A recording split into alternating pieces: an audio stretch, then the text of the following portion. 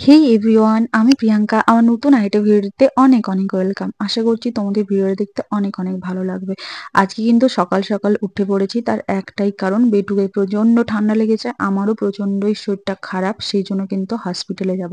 যেহেতু ফৌজি বাবু নেই, তার জন্য কার সাথে যাচ্ছি, কিভাবে যাচ্ছি, কিভাবে আসছি, পুরোটাই তোমাদের সাথে শেয়ার করব। প্লিজ ভিডিওটা তোমরা সবাই দেখতে থাকো। যাই হোক, এইদিকে কিন্তু বেটু উঠে পড়েছে, কারণ সকালে তাড়াতাড়ি উঠে কাজকর্মগুলো সারতে হবে, হসপিটালে যেহেতু যাব তার জন্য। আর বিছানাগুলো কিন্তু তুলে নিচ্ছি, আর বেটুকে বলছি, বেটু বালিশটা একটু এনে দাও। এই দেখো, একটা বালিশ আনতে কত কাণ্ড করছে। যেহেতু বেটু এই একটু আগেই কিন্তু ঘুম থেকে উঠেছে, তার জন্যই কিন্তু এরকম ল্যাদ খাচ্ছে। যাই হোক, কাজকর্ম সারা হয়ে গেছে। আমি আর একদমই আমাদের পাশের কোয়ার্টারে দিদি ভাই, আর ওই দিদি ভাইয়েরও মেয়ের প্রচন্ড শরীর খারাপ, আর আমার বেটুরও শরীর খারাপ। মানে শরীর খারাপ বলতে ওদের প্রচন্ড ঠান্ডা লেগেছে, কফ হয়েছে, বুকের মধ্যে জমেছে, প্লাস কাশি হচ্ছে। দুজনেই রাত্রেবেলায় ঘুমোচ্ছে না। বেটুর থেকে ও 6 মাসের বড়, ও নভেম্বরে 2 বছর কমপ্লিট করবে। আর বেটু হয়েছে এপ্রিল মাসে। যাই হোক, আমরা কিন্তু গল্প টল্প করতে করতে এই হসপিটালে কিন্তু পৌঁছে গেছি।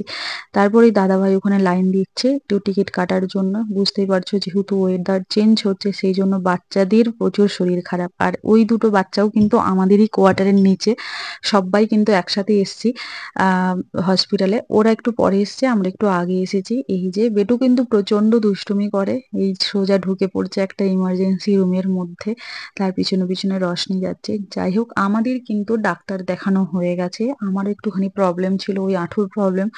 ডাক্তারবাবু বললেন যে একটুখানি রেস্টের প্রয়োজন আছে।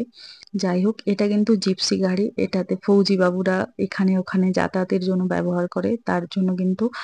আর আমরা যেহেতু আছি আর আমাদের একটুখানি প্রবলেম হচ্ছে, সেজন্য কিন্তু দাদা হয় অফিসে ফোন করতে গাড়ি কিন্তু চলে এসেছে আমাদের জন্য। আর আমাদের দুজনেরই কিন্তু প্রথমেই কোয়ার্টার লাইফ, দিদিভাইও প্রথম কোয়ার্টারে এসেছে, আর আমারও কিন্তু প্রথম আসা। যাই হোক, এখানে কিন্তু মোটামুটি সবাই খুব হেল্পফুল, কারো কোনো প্রয়োজন হলে সবাই কিন্তু এগিয়ে আসে। আর ওইদিকে কিন্তু দাদাভাই নেমে পড়লো আমাদেরকে গাড়িতে তুলে দিয়ে।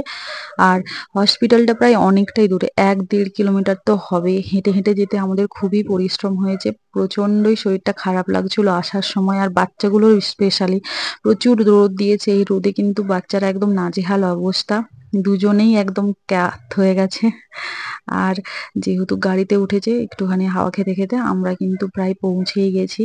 আর ডাক্তারবাবু বললেন বাচ্চাদেরকে, এখানে আমাদের যেরকম ওয়েস্ট বেঙ্গলে ডাক্তারবাবুরা বলেন জ্বর হোক সর্দি হোক যাই হোক, মানে স্নান করাতে বলে, এখানে ডাক্তারবাবু 2 দিন 3 দিন ছাড়া ছাড়া কিন্তু স্নান করাতে বলেছেন। আর সব সময় গরম জামা পরিয়ে রাখতে বলেছে। এই তো মানে ঠান্ডায় পড়তে শুরু করেছে, এক্ষুনি যদি এরকম অবস্থা হয় আরো এরপরে কিন্তু প্রচন্ড ঠান্ডা পড়বে অক্টোবরের 14-15 তারিখ করে। যাই হোক, আমরা কিন্তু প্রায় কোয়ার্টারে এসে পৌঁছে গেছি। এই যে দিদি ভাইও নেমে পড়েছে, আমরাও নেমে পড়েছি। আর আমার যেহেতু সেকেন্ড ফ্লোরে আর দিদিভাই নিচে, তার জন্য দিদিভাই কিন্তু তাড়াতাড়ি চলে গেল। আর আমাদেরকে এই যে কয়েকটা ওষুধ দিয়েছে, আমাকে আবার ইঞ্জেকশনও দিয়েছে, আমি কিন্তু ইঞ্জেকশন লাগাবো না। ভিডিওটা কেমন লাগলো, এখানে ভিডিওটা শেষ করছি। বাই।